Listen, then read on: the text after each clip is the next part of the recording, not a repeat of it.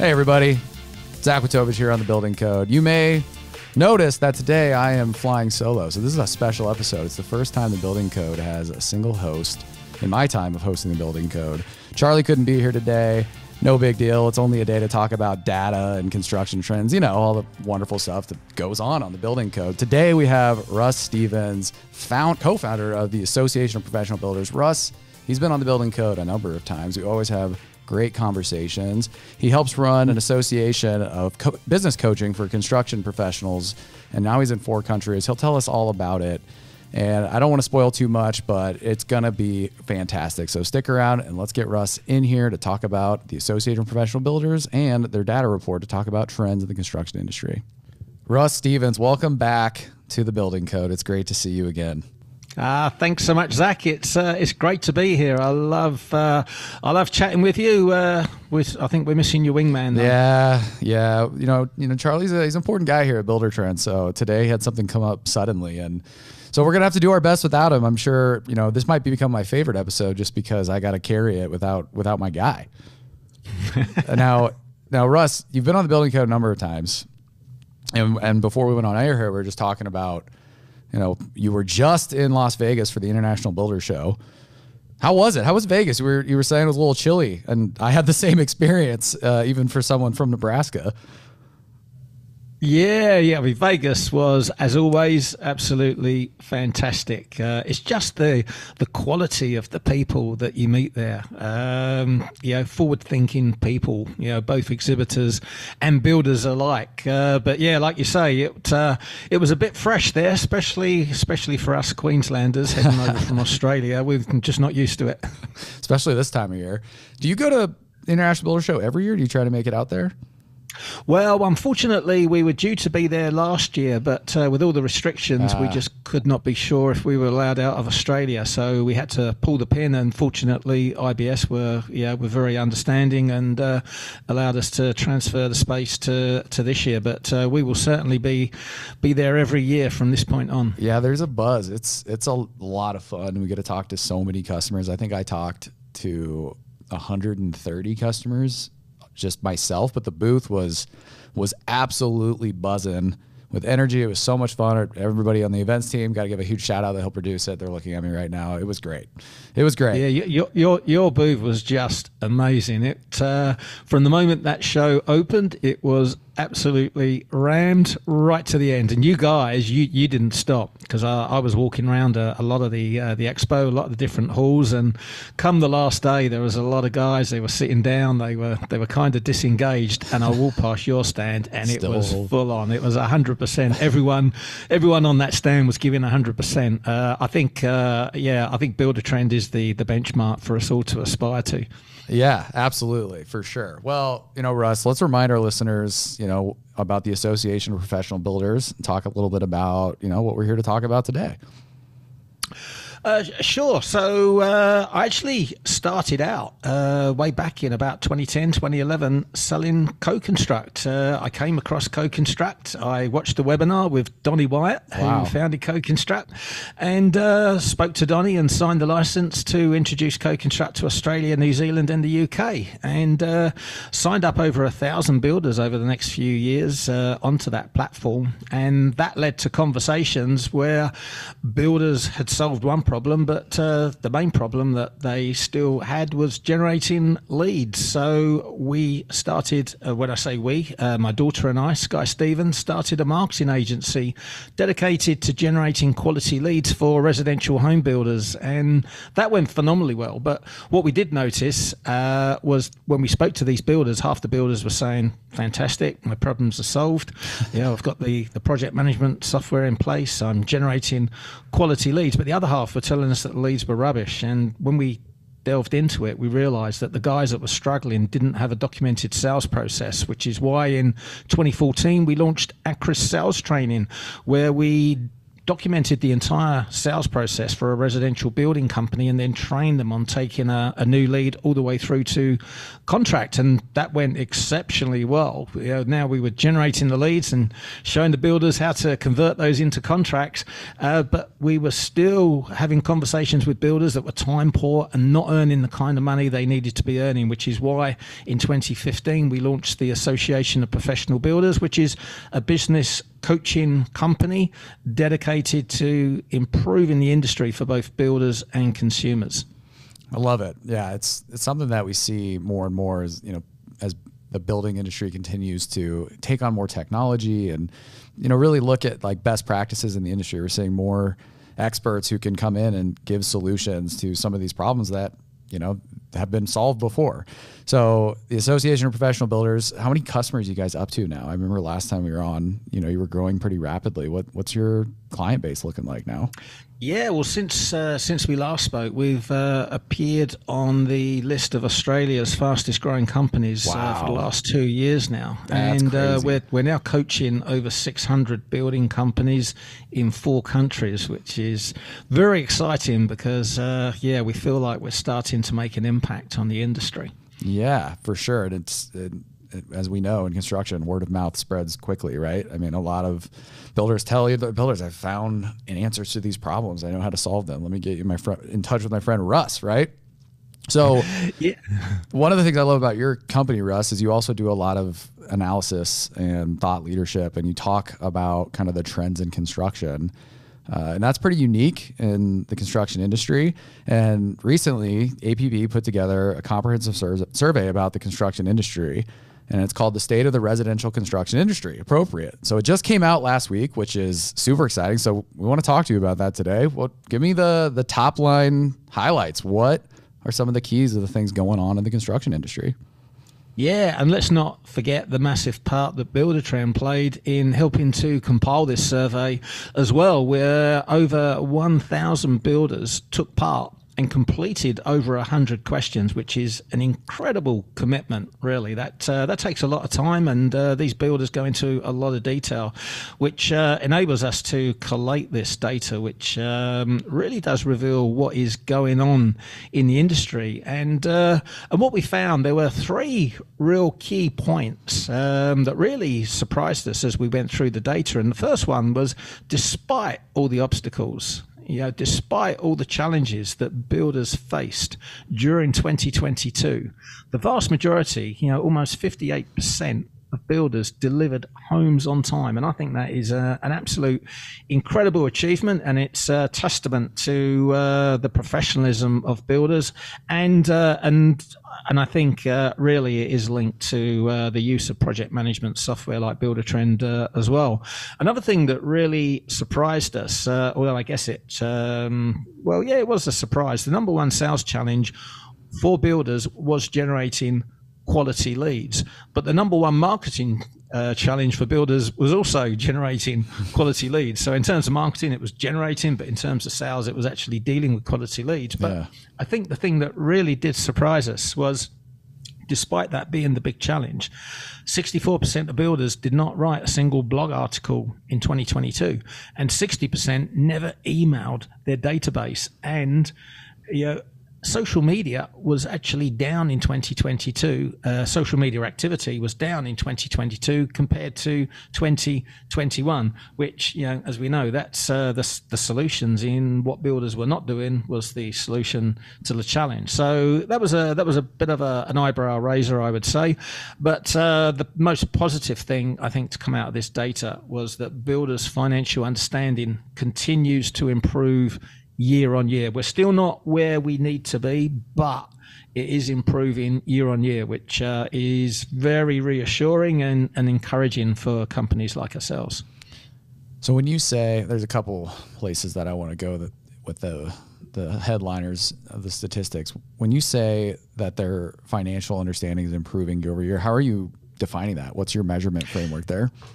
Yeah, we're using a combination of questions and trick questions, I guess, The psychology? to try and catch them out. So, markup and margin has always been a very misunderstood term in all industries, not just construction, but it's something that really does hurt builders because they end up leaving money on the table when they charge a markup instead of a margin that they're entitled to charge.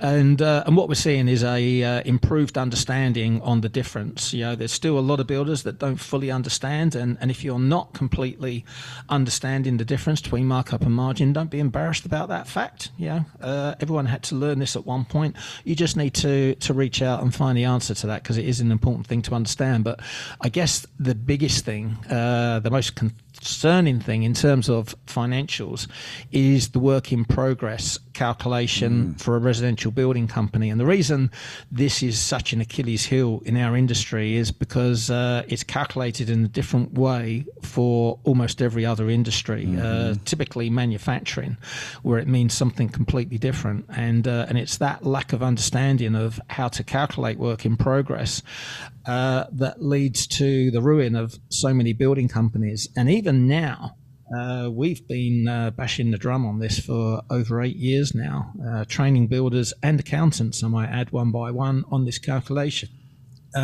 We still find that less than 10% of builders truly understand it. 50% of builders believe they understand the work in progress calculation, but when we test them with a subsequent question, we find that number actually plummets to around about 9.1% of builders that truly understand how to do this calculation, which is a big concern because it means their financials are not correct.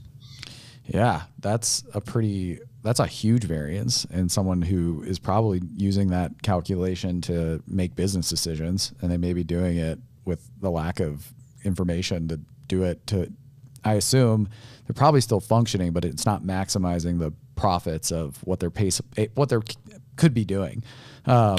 I used to talk about this all the time. It's dangerous. It's dangerous because I think if you believe that you're making more money than you are, or if you believe you're making money when you're actually losing money, that's dangerous because the cash flow masks the problem, and you continue doing the same things as you always done. If you don't understand there's a problem, you're not going to try and fix that problem. So that's where this danger really comes from. Yeah. Well, and what's really interesting is these communities of builders that are continuing to evolve. It's like there's a possibility too that you might learn from someone who actually is doing it wrong, and then you're basing your decisions around it. So like having experts in these business construction processes and ultimately these accurate accounting management pieces is essential. I don't know how much of the trade secrets you're willing to share, but like what is the trick question that people think they're using correctly to like run my whip, but actually you're missing this key element. I'm just curious, and feel free to hold it to yourself. Oh, look, I'm happy to share all our secrets with you, Zach. That's the benefits. How we improve this industry. That's right. But I mean, first of all, I'm not sure what's more dangerous: the builders that openly said they didn't know how to do this calculation, or the ones that thought they knew how to, but then didn't. But what we do find, the misconception, the myths surrounding the work in progress calculation, a lot of builders think that it applies to the uninvoiced amount of invoices on their contracts. So if they're halfway through $1 million contract, they think work in progress means $500,000. There's other people that think it applies to the total value of their pipeline. There's a couple of different variances on what builders absolutely or actually think it means, but the true calculation for work in progress in the construction industry is to identify that hidden liability that is caused by front loading jobs, because and there's nothing wrong with this, we front load jobs, we try to claim as much money as early as we can, but there's always a lag factor with those invoices. So a builder may find that he's invoiced the client $500,000 if he's halfway through a project, but he only has maybe $200,000 worth of invoices in his accounts package, which then shows obviously a $300,000 gross profit, which he knows is not correct, and that is why he doesn't pay too much attention to his P&L and balance sheet, because it's wrong. But what they do pay attention to is their bank balance, and that's where a lot of the danger comes from, because that money is what we call other people's money. Unless you understand exactly how much is a liability, there is a tendency to think you're doing better than you are, and to continue working on margins that are way too low. But yeah, to answer your question, it's typically to do with the amount of work on the go, and I'm not just pointing the finger at builders here. In our research, 95% of accountants do not understand this calculation either, and that's simply because of the terminology we use actually confuses them. Yeah, it makes a ton of sense. And I think it just shows, you know, there's a lot of nuance in the construction process that takes years of experience to really kind of be able to learn to do properly. The other part of your report that you singled out that is interesting is the way that people are, calling qualified leads versus unqualified leads. And that's something that, like, in my line of work, we hear pretty often, for getting people to sign up for software. It's like, oh, this is a hot lead versus a lead that maybe has a little more work to do prior to sale. So it's interesting to hear construction data to turn back similar kind of criteria of, how you define someone as qualified lead. What are builders looking for when you use the term qualified leads? How did you distinguish kind of what is qualified or unqualified? Yeah, we have that as two stages within the sales process, and the initial stage is what we call a marketing qualified lead.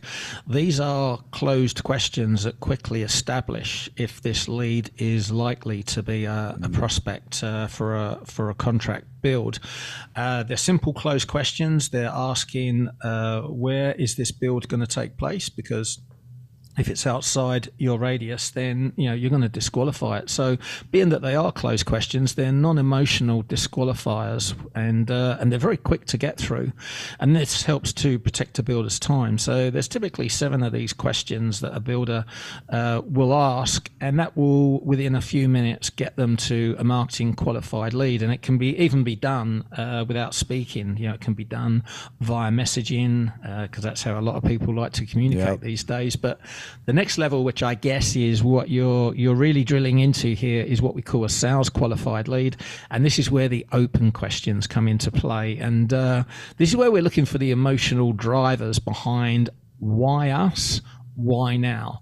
Because what we don't want to do is go through the whole sales process with a prospect that is simply using us as a price check because they've built before and the builder did a great job, and they already intend to use them again. But just to keep them honest, they think they'll go out to another couple of builders and make sure that the price isn't over the top. And we don't want to be caught in that loop. So very important we understand, if they've built before, what did they like about that process? Because when you ask someone what they like about it, they're going to tell you what they didn't like. It's a very simple question then. Why aren't you using this builder to do this build? And they might say, well, he's quoting. At that point we know we're simply being price checked. But we want to go into other emotional drivers as well. We want to understand exactly what they expect out of this home that they're building, what the emotional drivers are, and also what their priorities are, because there's always 3 priorities that come into play, and that is budget, speed, and quality. And when we understand that, we can tailor our proposal to make sure we're ticking those boxes, because quality is someone that's built before. This is their dream home. These guys are not price focused. They're quality focused, and also importantly communication. So we've got to make sure our proposal really demonstrates how we're using a solution like Buildertrend to enhance that communication. Equally, if speed is important, they've got the relatives coming for Christmas, they need this home finished.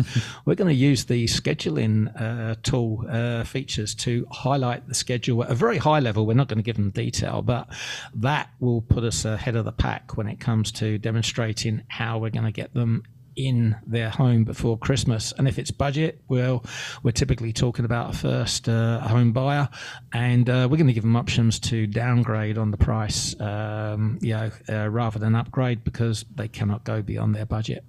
Yeah, that's great insight. It makes a ton of sense. There's a lot of layers to pull back there. You've spent a considerable amount of time in the data. You do this report annually. Why do you do it? What is your kind of end goal of getting a resource like this for builders? Yeah, well, I think it started 3 years ago, and with coaching, rightly, there is a lot of skepticism out there in the marketplace from builders. Builders, obviously work extremely hard. They work extremely long hours, and they're being sold to every hour of the day by different suppliers. So they're rightly skeptical when coaching companies come along and suggest there is a better, easier way of doing things.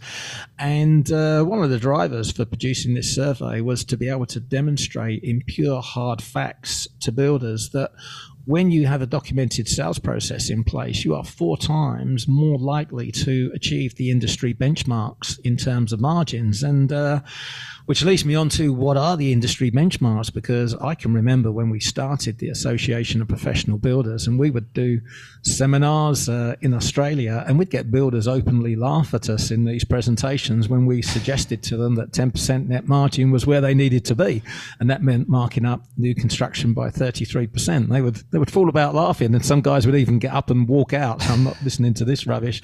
We don't get that anymore, fortunately, because we have so much proof. There are so many builders that openly testify that yes, this is possible, this is what I've been able to achieve.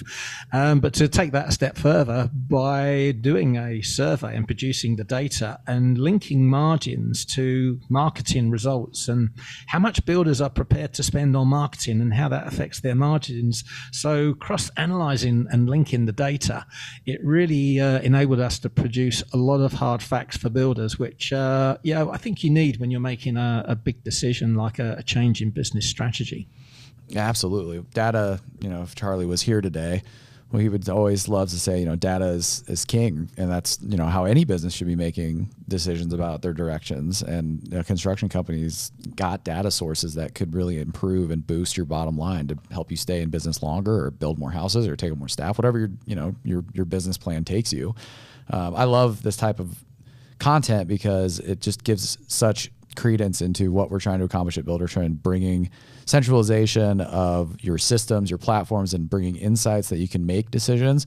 And it's also really interesting because in my experience, a lot of builders are word of mouth lead processes, right? Kind of like you're talking about, where it's not written. It's just kind of like, well, people bring work to me. And also a lot of times they end up, trying to work through a pretty extensive backlog. And by having kind of a standardized process, not only are you able to service more of those leads, you can start to be really selective and intelligent about which ones are going to be kind of not only hitting, faster timelines, getting them done faster because you've worked with clients who are pre-qualified and, you've done work before, they're better, but you also, are going to be able to invest back into your business more to kind of continue to grow more efficiently.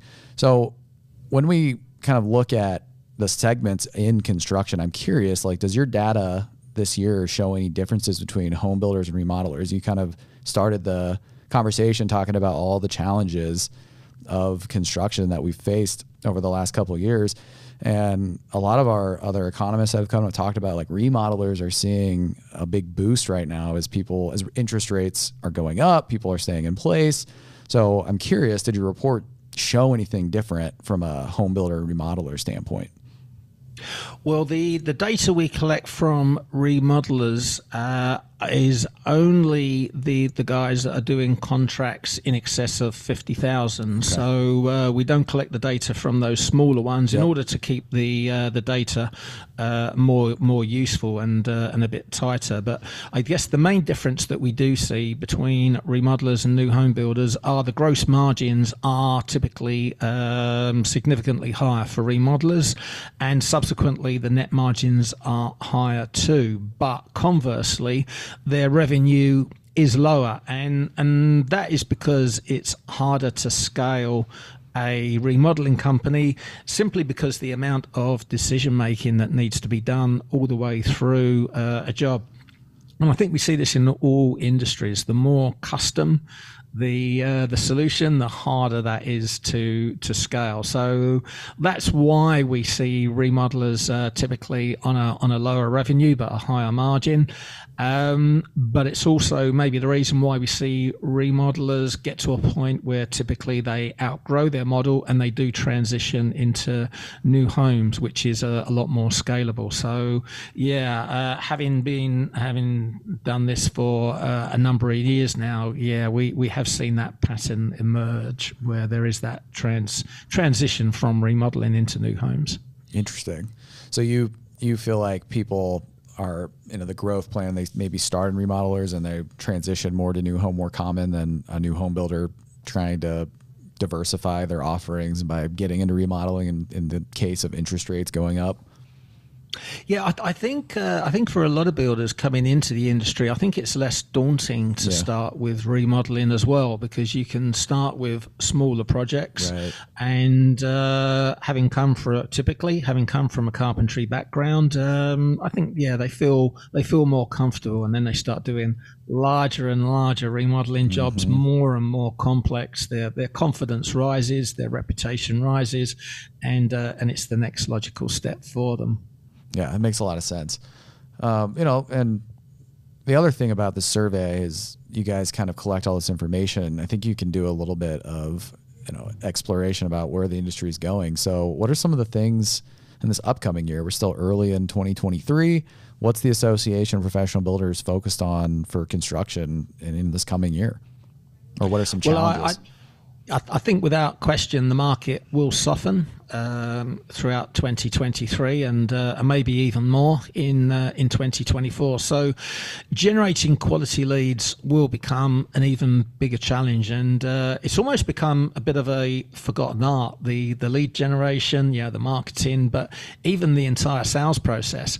One surprising thing was that another thing we measure is how many builders run an objections manual, and that actually declined in 2022. And when you think about it, well, sales have been pretty easy for builders over the past 2 years. They've encountered less and less objections. It's more about when can you start. So it kind of makes sense that less builders are having a focus on an objections manual. But if you don't document those objections and how you overcome them, these are skills that could get forgotten, just like your marketing skills. So it's really important, I feel, that we get back to basics in this industry and make sure that we are marketing ourselves and looking ahead to 2024. What will the funnel look like in 2024?